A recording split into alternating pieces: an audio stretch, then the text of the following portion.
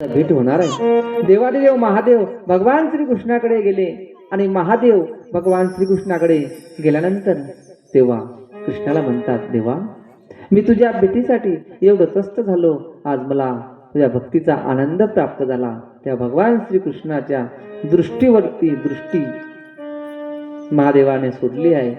भगवान श्रीकृष्णांनी सुद्धा दृष्टीवरती दृष्टी ठेवली महाराज आणि एकामेकाकडे बघत आहे।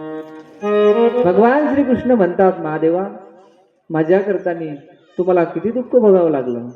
तेव्हा महादेव म्हणतात हीच माझी परीक्षा आहे। भक्तीसाठी मनुष्याला नेहमी त्रास होतो।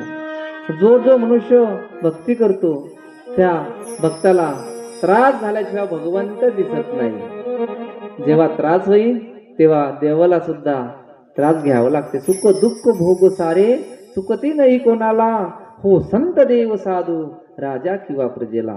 सुख दुःख भोग हे कोणाला चुकल्या जात नाही। देव असो, प्रजेचा राजा असो, संत असो, महात्मा असो, सर्वसाधारण व्यक्ती असो, सुख दुःख भोग सारे चुकती नाही कोणाला, हो संत देव साधू राजा किंवा प्रजेला। भगवंत परमात्मा म्हणतात की जरी मी दुःख भोगलो असं शेवट तुझं दर्शन या ठिकाणी झालं आणि हरिहराची भेट त्या ठिकाणी झाली। संत तुकोबरायांचा अभंग आहे। तुकोबराय म्हणतात, देवा तुझं दर्शन खरोखरच आज खरं स्वरूप घडलेलं आहे।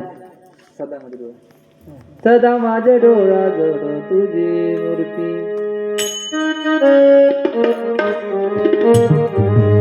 सदा माझ्या डोळ्याजवळ तुझी मूर्ती, सदा माझ्या डोळ्याजवळ तुझी मूर्ती,